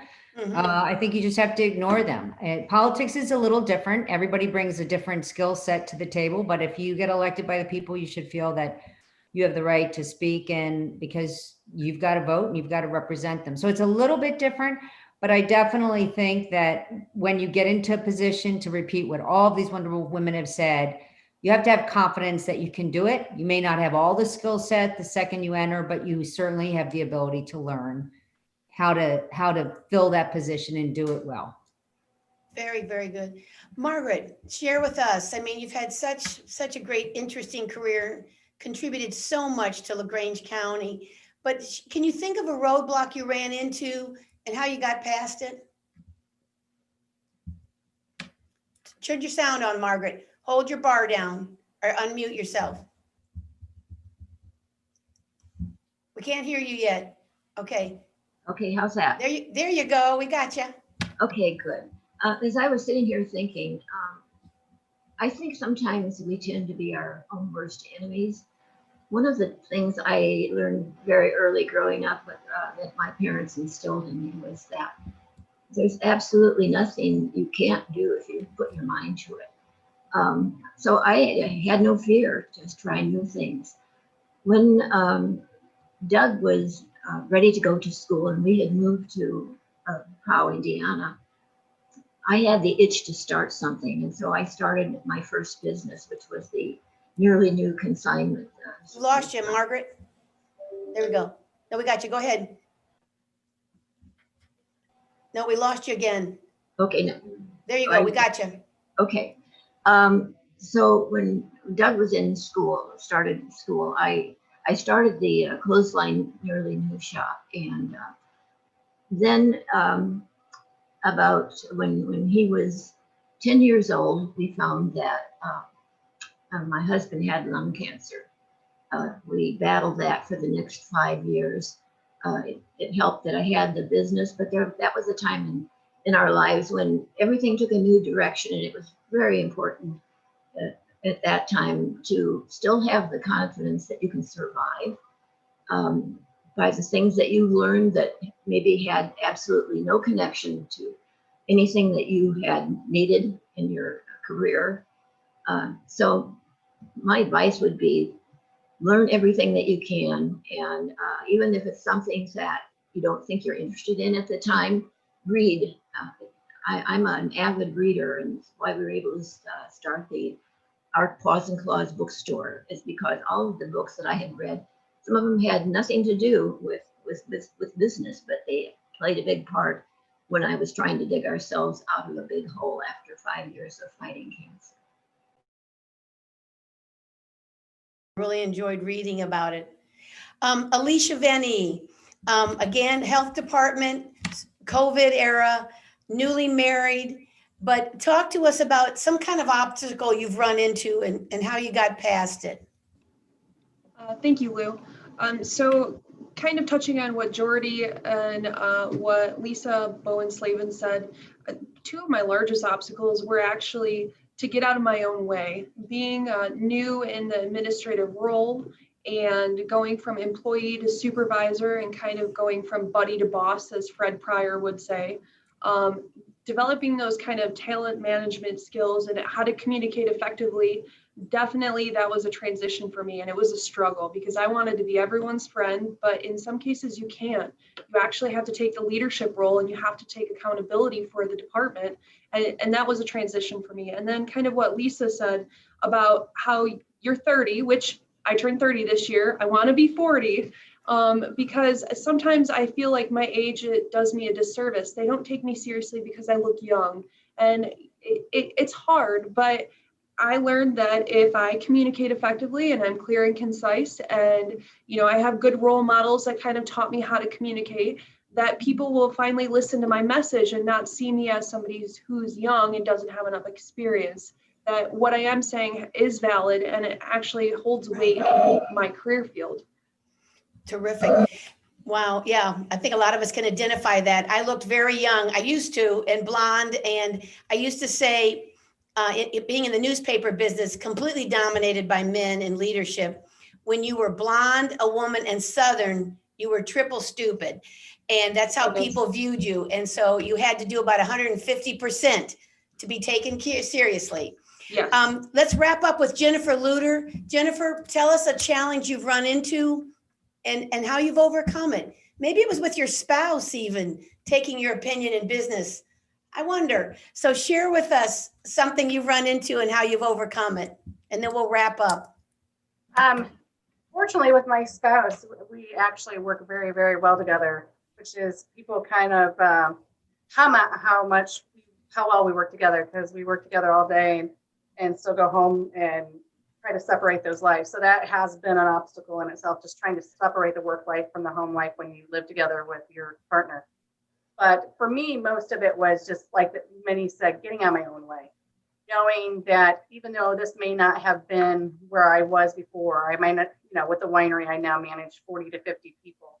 Not something I've ever done before, but I stick with my ethics, stick with my knowledge, and surround myself with really great people and supporters, then it helps you overcome those obstacles and overcome your own self.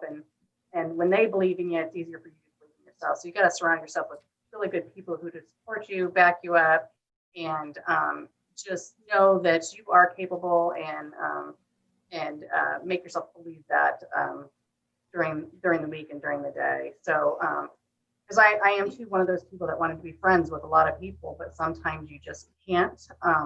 But on the same token, my husband and I value our employees enough that they're family to us. So if we treat them with respect, they treat us with respect, and we get along pretty well. Yeah, that's a tough challenge. I being in the newspaper business, we consider ourselves, I'm not part of the family, but a family run business and independently owned. We're not a corporate news company. And We're very fortunate to be the largest independent company in Indiana in news.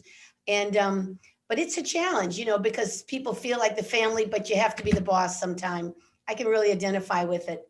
So folks, we're going to wrap up this because we've had these technology problems. We can't get questions from our audience. Again, to repeat a few things, this entire 2 hours will be live at kpcnews.com and actually on all of our websites. We'll be promoting it on all 13 of our Facebook pages.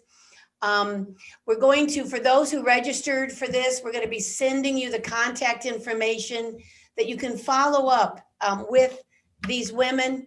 I have no idea where the TV screen is or who I'm looking at. I've been through a lot in my life. I've done a lot of broadcasting in hurricanes and auxiliary engines, but this has been a first, having total power outage in the middle of a broadcast. So we cannot thank you enough to these 16 amazing women. Again, the special section that our wonderful news team wrote in interviewing these 16 women will also be on all of our websites. Thank you again, everyone. Thank to our 16 presenters. I hope you're inspired. I hope you all take something away, maybe share it with friends, that may have missed this program, that can help all of us grow as we build this amazing group of influential women in Northeast Indiana. Thank you, everyone. Bye-bye.